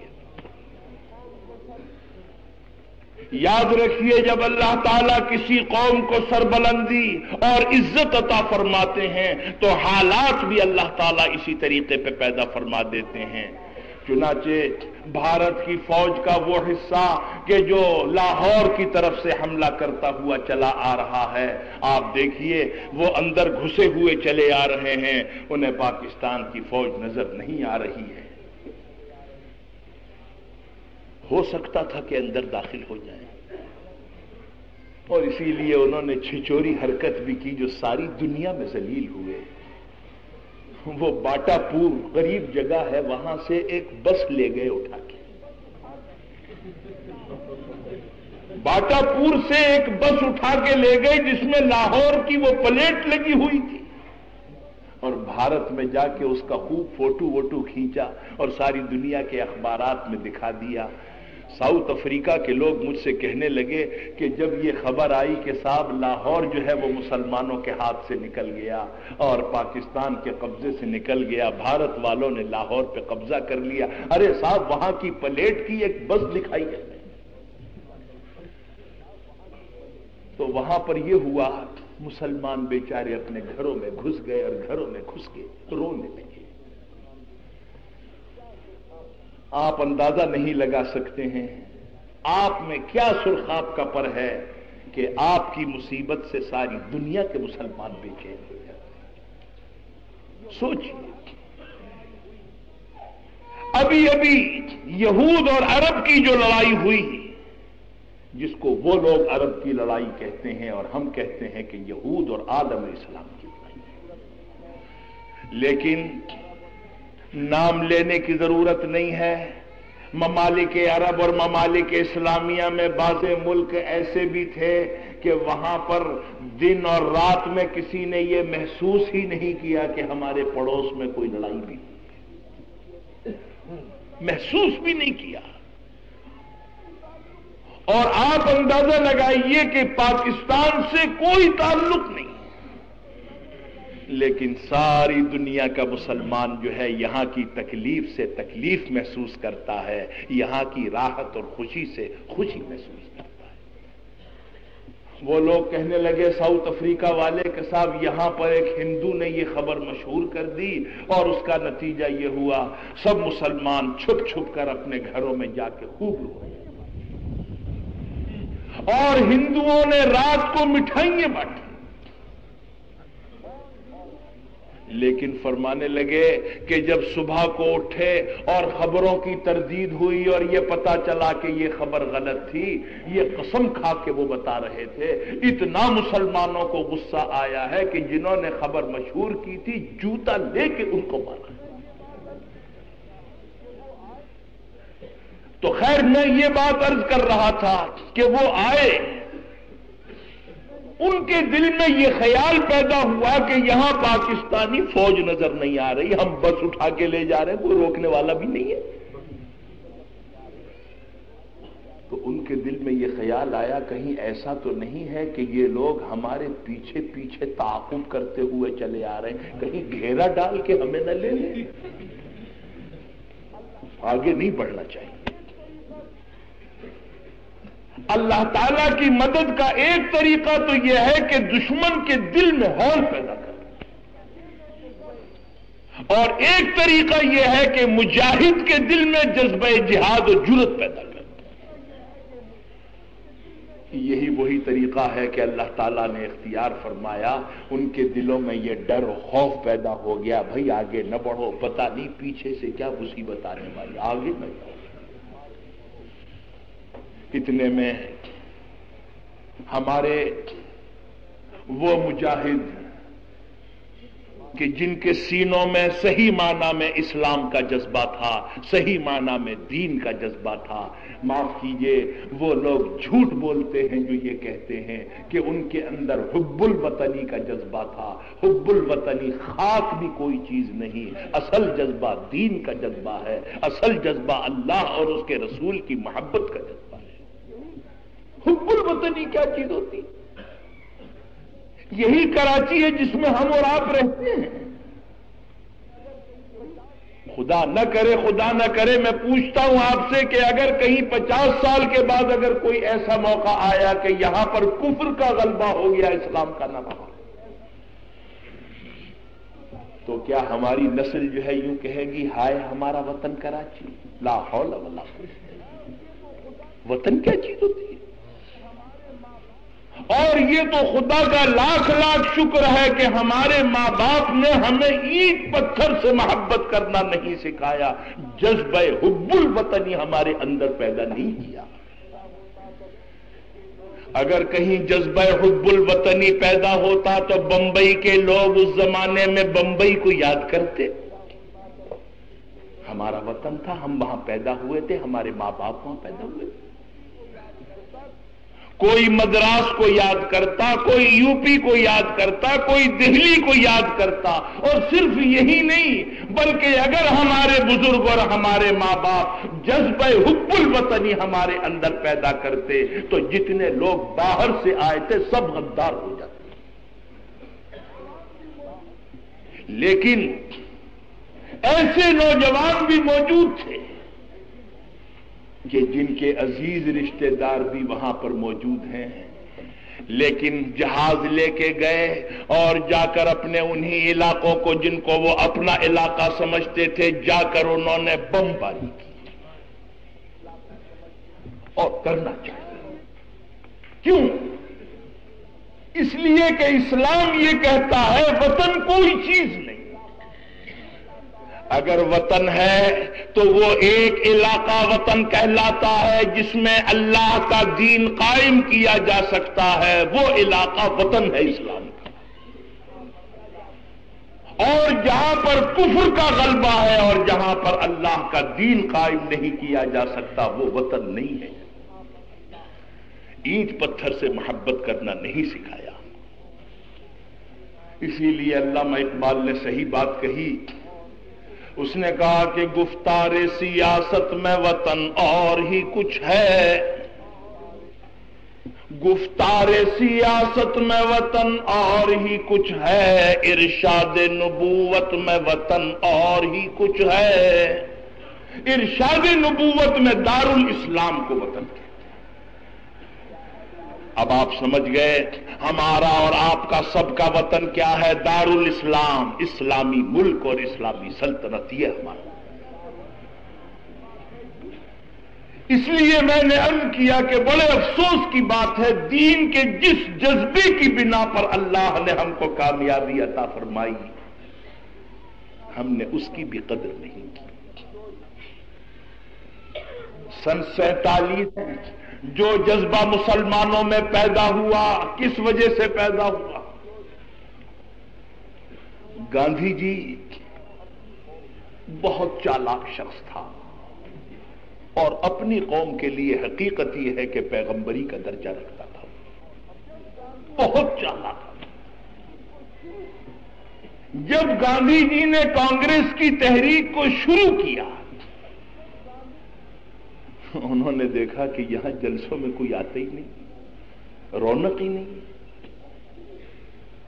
حکیم اجمل خان صاحب سے کہا کہ حکیم صاحب، کسی تحریک میں بھی جان نہیں پیدا ہوگی جب تک مذہبی دیوانوں کو اس میں شامل نہیں کریں گے۔ کچھ ذرا مولوی ملانوں کو بلا کے لائیے، کچھ ذرا فتویٰ وغیرہ دلوائیے، ذرا قرآن اور حدیث سنوائیے، ذرا مسلمانوں میں حرارت پیدا کیجیے، تب آئے گی جان۔ آپ نے اندازہ لگایا، انہوں نے کہا کہ جب تک اس میں جان نہیں آئے گی، جب تک مذہبی دیوانوں کو شامل نہیں کیا جائے گا اس میں۔ انہوں نے کہا جی بہت اچھا۔ مذہبی دیوانوں پہ جال ڈالا جانے لگا، جیسے پرندوں کو پکڑنے کے لیے جال ڈالتے ہیں، بھئی لاؤ انہیں پکڑ پکڑ کے ضرورت ہے اس میں۔ اس زمانے میں حضرت مولانا محمد علی صاحب منگیری رحمت اللہ علیہ، شاہ فضل الرحمان صاحب گنج مراد آبادی رحمت اللہ علیہ کے خلیفہ تھے، بڑے اللہ والے، بڑے نیک۔ گاندھی جی نے کہا کہ سب سے پہلے ان کے پاس چلیں۔ مولانا محمد علی، مولانا شوکت علی، ڈاکٹر انصاری، حکیم اجمل خان، یہ سب کے سب چلے ہیں۔ کہاں؟ جال لے کے جا رہے ہیں، شکار کھیل۔ مولانا محمد علی منگیری رحمت اللہ علیہ کے پاس پہنچے، اور گاندھی جی نے اپنی اسی مکارانہ انداز میں فرمایا کہ مولانا، میں نے قرآن کا مطالعہ کیا ہے، ایسی تو کتاب ہی دنیا میں نہیں دیکھی، ایسی اعلیٰ کتاب ہے، میں نے تو اپنی پرارتھنا میں بھی قرآن کا حصہ داخل کر لیا ہے، اور میں نے رسول اللہ کی زندگی دیکھی، واہ واہ عجیب زندگی رسول اللہ کی، خوب تعریف۔ مولانا محمد علی منگیری رحمت اللہ علیہ گردن جھکائے سنتے رہے۔ جب گاندھی جی جگالی کر چکے تو مولانا محمد علی منگیری رحمت اللہ علیہ نے فرمایا کہ گاندھی جی، آپ نے قرآن اور پیغمبر اسلام کے بارے میں جو کچھ فرمایا ہے، ہمارا قرآن اور پیغمبر اسلام اس سے بھی بہت اونچے ہیں، لیکن میں آپ سے صرف ایک بات یہ پوچھنا چاہتا ہوں کہ گاندھی جی، اگر مذہب اسلام اتنا اچھا ہے، اگر قرآن اتنا اچھا ہے، اگر پیغمبر اسلام اتنا اچھا ہے، تو وہ عیب بھی تو بتا دیجئے جس کی وجہ سے آپ اب تک مسلمان نہیں ہوئے۔ وہ قرآن میں آپ کو کھوٹ کون سا نظر آیا جو اب تک قبول نہیں کیا آپ نے؟ وہ رسول اللہ کی سیرت میں آپ کو عیب کون سا نظر آیا جس کی وجہ سے رسول اللہ کے ہاتھ پر اب تک ایمان نہیں لایا؟ گاندھی جی نے تو یہ سوچا تھا کہ میں جال ڈالنے کے لیے آیا ہوں یہاں پر، لیکن انہیں یہ پتا نہیں تھا کہ ایسا سانپ پڑے گا۔ گاندھی جی خاموش۔ مولانا نے بہت ڈانٹا اور فرمایا کہ ذاک سیادہ ورد بانگے سفیر، ذاک سیادہ ورد بانگے سفیر، تاکہ گیرد مرغ را آ مرغ گیر۔ گاندھی جی معاف کیجئے، جب صیاد پرندوں کو پکڑنے کے لیے جاتا ہے تو پرندوں کی بولی بولتا ہے، آپ ہمیں پکڑنے آئے، ہماری بولی بول رہے ہیں۔ تو آپ نے دیکھا کہ اس زمانے میں اس کی ضرورت تھی، ارے بھائی ڈھونڈ ڈھونڈ کے لاؤ، مسجدوں سے لاؤ، مولویوں سے کہو، علماء سے کہو، اسلام مٹ جائے گا اگر تم نہیں آئے۔ اسلام خطرے سے گزر رہا ہے اس وقت، اور یہی ہوا اس وقت جب پاکستان بنا ہے۔ ارے مدرسے چھوڑو، مدرسوں میں کیا رکھا ہے؟ اگر پاکستان بنانے کی کوشش تم نے نہیں کی، اگر اس کے لیے تم نے الیکشنوں میں حصہ نہیں لیا، اگر اس کے لیے تم نے جلسے نہیں کیے، اگر اس کے لیے دن اور رات کو نہیں جاگے، تو دیکھو ایسا ہو جائے گا، ویسا ہو جائے گا۔ اور حضرت مولانا تھانوی رحمۃ اللہ علیہ فرمایا کرتے تھے، بڑی مزے کی بات فرماتے تھے کہ اس بیچارے مولوی کو حجرے سے نکال کے تم میدان میں لا رہے ہو، حجرے سے نکال کے میدان میں لا رہے ہو، تو فرماتے تھے کہ بھئی سوچ لینا، اگر میدان تمہارے قبضے میں نہ آیا تو حجرہ بھی جائے گا تمہارا۔ چنانچہ ہوا یہی، اس زمانے میں ان کو لائے، اور جب منزل میں دخل نہ دیجیے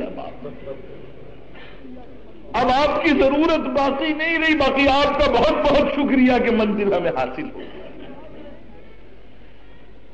اس لیے میں نے عرض کیا کہ یاد رکھیے، انسانوں کے ساتھ دھوکہ کھیلا جا سکتا ہے، اللہ کے ساتھ دھوکہ نہیں کیا جا سکتا۔ جب تک اس ملک کے اندر خدا کا قانون جاری نہیں ہو جائے گا اور صحیح معنی میں اسلام قائم نہیں ہو جائے گا، خدا کی قسم اس ملک کے اندر ایک لمحے کے لیے بھی چین و سکون کبھی پیدا نہیں ہو سکتا۔ اس کی وجہ یہ ہے، لاکھوں انسانوں کا خون پکار پکار کے کہہ رہا ہے، کیا کہہ رہا ہے؟ میرے خاک و خون سے تو نے یہ جہاں کیا ہے پیدا، میرے خاک و خون سے تو نے یہ جہاں کیا ہے پیدا، صلہ شہید کیا ہے تب و تاب جاویداں۔ اس لیے میں نے عرض کیا، اس وقت بھی ہم نے جذبات کو کھو دیا، اور سن 65 کے اندر جو جذبات قوم کے اندر پیدا ہوئے، ایسے جذبات پیدا ہوئے۔ آپ نے دیکھا کہ مولوی صاحب کے واعظ سے بھی قوم کی اصلاح نہیں ہوئی، اس لیے کہ مولوی صاحب کا واعظ رات کو سن کے جاتے تھے اور یہاں سے جانے سے پہلے ہی کرتا جھاڑ کے چلے جاتے، اور بعض لوگ یہاں نہیں جھاڑتے تھے شرم کے مارے، تو صبح کو اٹھ کے یہ کہتے تھے کلام اللیل یمحوہ النہار، ارے بھائی وہ تو رات کی باتیں ہیں، تو دن کی روشنی میں رات کی باتیں بھول ہی جاتا ہے آدمی، اب کہاں یاد رہی۔ اور آپ نے دیکھا کہ یہی پولیس، یہی حاکم اس وقت بھی تھے، ان سے بھی اصلاح نہیں۔ لیکن اچانک 6 ستمبر کو جس وقت حملہ ہوا ہے پاکستان کے اوپر، اور ہمارے صدر مملکت نے لا الہ الا اللہ محمد الرسول اللہ پڑھ کر، سوچنے کی بات ہے، یہ تو کوئی پاکستانی نہیں سمجھتا ہوگا کہ انہیں کلمہ آتا نہیں ہے، اس لیے کہ انہوں نے کوئی آپ کو سنانے کے لیے تھوڑی پڑھا تھا، انہوں نے تو کلمہ اس لیے پڑھا تھا کہ یہ معلوم ہو جائے کہ یہی وہ کلمہ ہے کہ جس کلمے کی بدولت ہمیں کامیابی ہوئی ہے۔ اس لیے جب انہوں نے یہ کلمہ اس لیے پڑھا، خدا کی قسم میں آپ سے سچ عرض کرتا ہوں، میں بھی ان سننے والوں میں سے تھا، اس لیے کہ میں تو اس دن 6 ستمبر کو تقریباً دہلی کے اوپر سے واپس آیا۔ 6 ستمبر کو 6:30 بجے کے جہاز سے میں ڈھاکے جا رہا تھا چاٹگام کے لیے۔ لیکن 1 گھنٹہ پرواز کرنے کے بعد تقریباً 7:30 بج گئے اس وقت، تو اس نے یہ کہا کہ ہم بعض ناگزیر وجوہ کی بنا پر ہم واپس ہو رہے ہیں، ہمیں کچھ پتہ نہیں، اور وہ پتہ نہیں وہ کیسا وقت تھا اور کیا قسمت میں تھا، اس واسطے کہ ہو سکتا تھا کہ وہ دہلی تک تو بہرحال یہ جہاز جو بوئنگ ہے آخر 1 گھنٹے کے اندر تو کہاں تک پہنچا ہوگا، 2.5-3 گھنٹے میں تو ڈھاکے پہنچ جاتا ہے، ہو سکتا تھا کہ وہ یہ بھی کہہ دیتے کہ جی آپ یہیں اتر جائیے نیچے، اور ہمیں وہ مہمان بنا لیتے، یہ بھی تو ہو سکتا تھا، لیکن بہرحال ان کے دل میں یہ خیال آیا، اللہ نے ان کے دل میں یہ ڈالا، ان سے کہہ دیا کہ آپ یہاں سے پاس نہیں ہو سکتے، گزر نہیں سکتے، واپس۔ اس وقت جب ایئرپورٹ پہ پہنچے تو پتا چلا لاہور کا جہاز بھی واپس آ گیا، بامبے کا جہاز بھی واپس آ گیا، اور مصر کا جہاز بھی واپس آ گیا، اور یہ واقعہ پیش۔ لڑائی اچھی چیز نہیں ہے، لیکن مسلم قوم دنیا میں اصل میں پیدا ہوئی ہے اسی مقصد کے لیے، اس کا کام اصل میں یہ ہے جب دنیا میں فساد غالب آ جائے تو پھر مسلمان اپنا سر ٹکرا دیتے ہیں فساد سے، تاکہ فساد مٹ جائے، سر مٹنا ہو تو کوئی حرج نہیں۔ مسلم قوم دنیا میں آئی اسی لیے ہے، یاد رکھیے، اگر آپ بچنے کی کوشش کریں گے کب تک کریں؟ میں تو یہ کہتا ہوں کہ یہ اصل میں 18-19 سال کے بعد آپ کو یہ موقع ملا، میں تو کہتا ہوں کہ پاکستان بننے کے تو شاید 1-2 سال بعد آنا چاہیے تھا، لیکن نہیں آیا، اور اب بھی یہ نہ سمجھیے گا کہ بس جس سن 65 میں لڑائی میں ہم فارغ ہو گئے اور اب کم سے کم یہ ہے کہ اب اگلی صدی تک ہمیں یہ مقابلہ نہیں کرنا پڑے گا، نہیں۔ کسی شاعر نے بڑی اچھی بات کہی،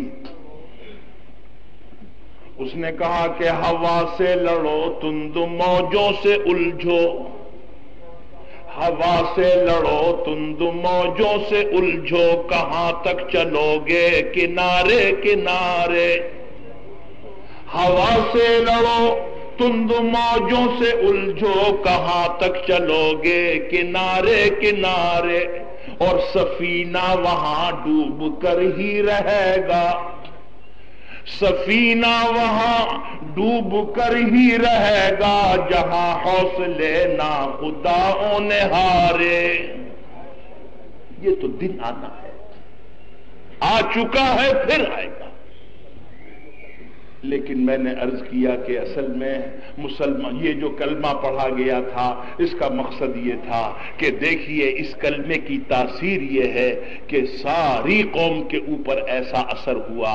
آخر آپ لوگوں نے بھی دیکھا، خدا کی قسم 17 دن کے اندر پاکستان کے مسلمانوں کی جو ایمانی اور اخلاقی کیفیت تھی شاید 70 سال میں بھی اس کا نمونہ نہیں مل سکتا، جو 17 دن میں رہی، اس لیے کہ چوروں نے چوری چھوڑ دی اور گنڈوں نے شرارت چھوڑ دی۔ بھئی ہمیں پتہ نہیں، یہ تھانے والے ہی بتاتے ہیں کہ جی پورے ملک میں کوئی رپورٹ ہی درج کرانی ہے۔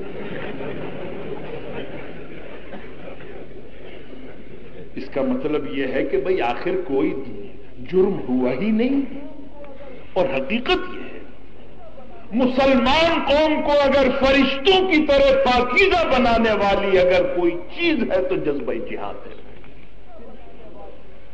آپ نے اندازہ لگا لیا کہ اس 17 دن کے اندر مسلمانوں کی اخلاقی حالت یہ تھی، کس وجہ سے تھی؟ لا الہ الا اللہ محمد رسول اللہ، مسجدیں بھی آباد ہیں، تلاوت بھی لوگ کر رہے ہیں، لیکن بعض لوگ ایسے ہوتے ہیں مقدمہ آ جاتا ہے سر پہ، جلدی سے کپڑے کی ٹوپی وغیرہ سلوا کے کپڑے وپڑے پاک کر کے مسجد میں چلے جاتے ہیں. اللہ اکبر. کیسے تشریف لائے آپ؟ بہت دنوں سے تو دکھائی نہیں دیے تھے. جی مقدمہ ہے، مقدمہ. اچھا کب تک آئیں گے؟ جب تک مقدمہ. ایک طالب علم امتحان دے کے آتا ہے اور جاتا ہے سیدھا مسجد میں نماز پڑھنے کے لیے جب تک نتیجہ آ جائے. یہ کیا بات ہے؟ 17 دن تک آپ نے دیکھا کہ مسلمان کس طریقے سے جذبہ جہاد میں سرشار. خدا کی قسم اس وقت کا مسلمان کسی عورت کی آبرو لے نہیں سکتا تھا. اس وقت کا مسلمان کسی کے گھر میں چوری کر نہیں سکتا تھا. اس وقت کا مسلمان کوئی غنڈہ گردی کر نہیں سکتا تھا. اور معاف کیجئے گا، حکومت کو بھی اصل میں اتنے لٹھ بازوں کی ضرورت نہیں تھی. ساری قوم مل کے خود ہی تعاون کرتی. یعنی کبھی کبھی ایسا بھی ہوتا ہے کہ حکومت کے آدمی انتظام کرنے والے پولیس والے اتنی بڑی تعداد میں ہوتے ہیں کہ لوگوں کو یہ خیال ہوتا ہے کہ اس ملک کی آبادی زیادہ ہے یا پولیس زیادہ ہے. وجہ یہ ہے کہ جب قوم تعاون نہ کرے تو پھر یہی کرنا پڑتا ہے. اور اگر ساری قوم مل کے تعاون کر رہی ہو تو پھر یہ پتہ نہیں چلتا ہے. اس لیے کہ اس زمانے میں آپ نے نہیں دیکھا، میں نے دیکھا ہے کہ اس زمانے میں شاید پاکستان کی پوری تاریخ میں فوجیوں کو اتنے پیار اور محبت سے کبھی نہیں دیکھا گیا جتنا کہ اس زمانے میں مسلمانوں نے فوجیوں کو پیار کیا. یہ محسوس کرتے تھے کہ یہ فوجی نہیں ہے بلکہ یہ اصل میں ہمارے روحانی پیشوا ہیں. بڑی تعظیم، بڑی عظمت کا برتاؤ کیا گیا. میرا مطلب یہ تھا کہ یہ جو حالات تھے یہ بتائیے کتنا اونچا کیریکٹر پیش کرتا ہے. یہ کاہے کی بدولت تھا؟ لا الہ الا اللہ محمد الرسول.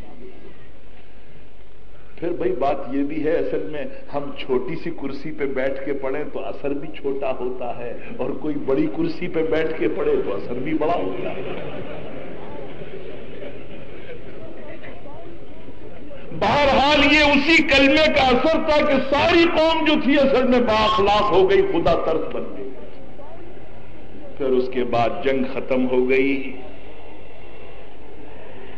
اب انہوں نے کہا کہ صاحب وہ ڈیفینس فنڈ کے لیے چندہ جمع کرنے کے لیے ورائٹی شو ہوگا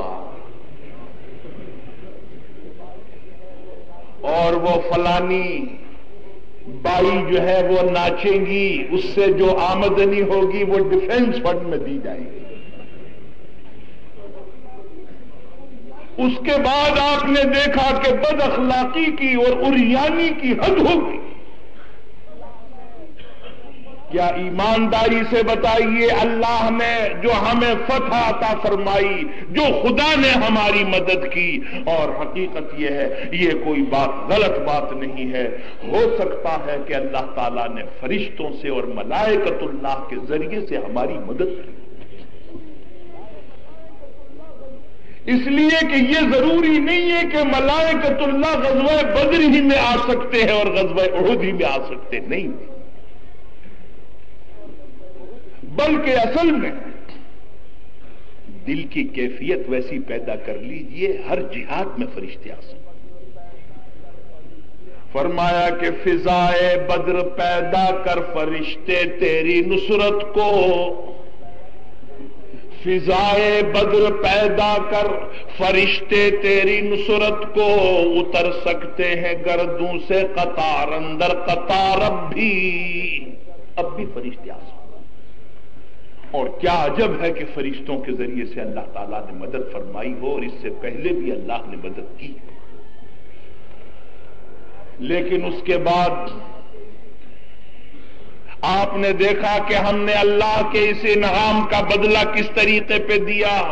پہلے سے زیادہ بے حیائی اختیار کر لی، پہلے سے زیادہ عریانی اختیار کر لی، پہلے سے زیادہ ناچ و رنگ اختیار کر لیا، پہلے سے زیادہ ورائٹی شو اختیار کر لیے، اور پہلے سے زیادہ گانے بجانے والوں کو تمغے اور انعامات اور یہ اور وہ سب دے کے یہ بتا دیا گیا کہ دراصل کلمے کا اثر نہیں تھا، اثر گانے بجانے کا تھا۔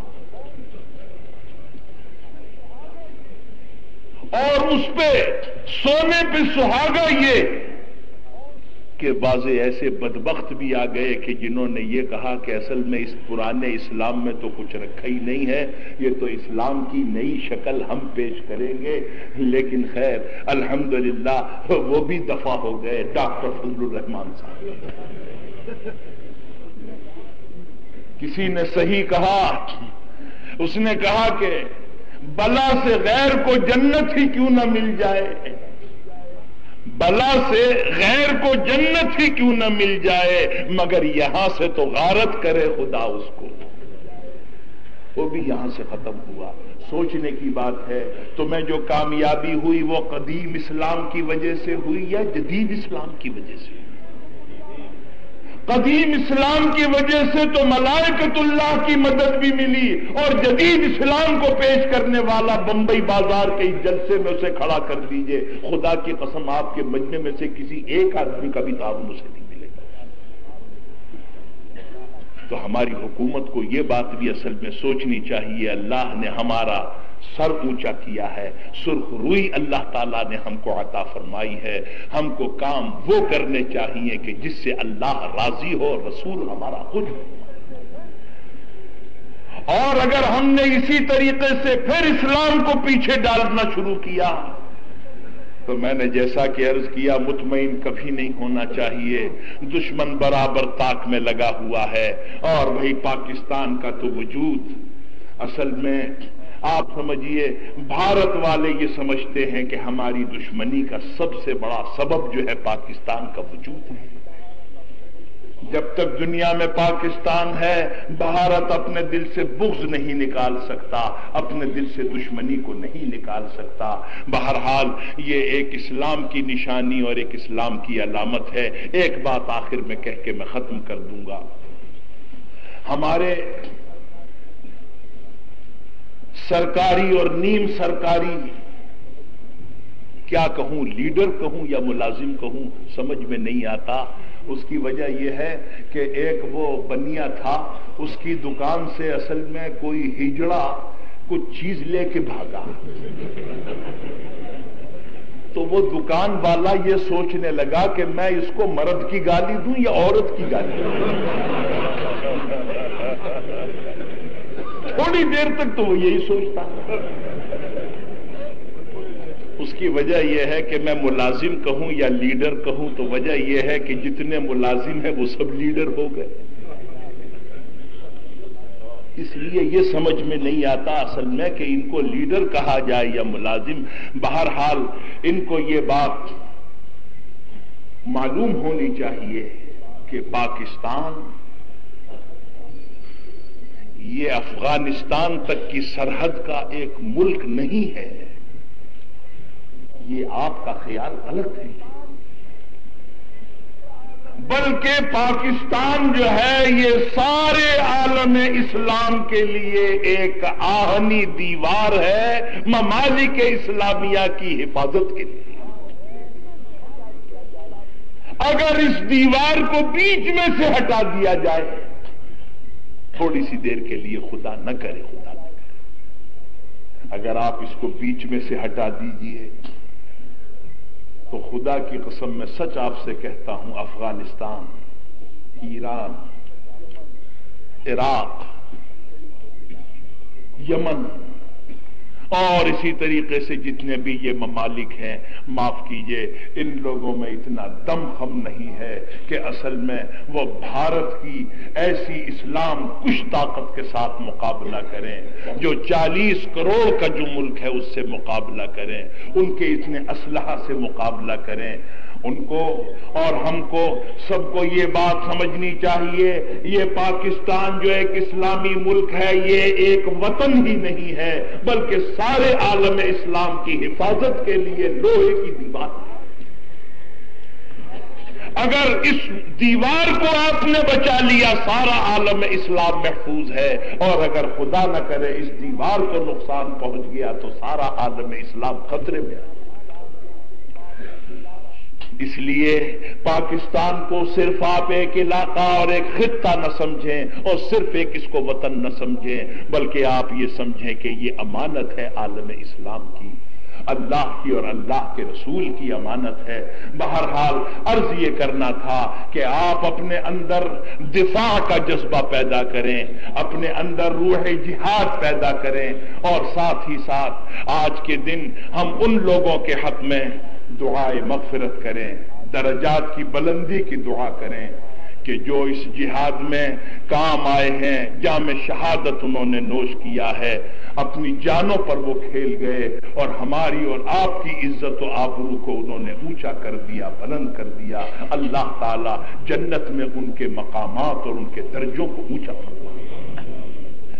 ان کے حق میں آخر میں ہم اور آپ سب کے سب مل کے دعا کریں، اللہم صلی علی سیدنا و مولانا محمد وعلی آل سیدنا و مولانا محمد وبارک وسلم تسلیما کثیرا کثیرا۔ ربنا تقبل منا انک انت السمیع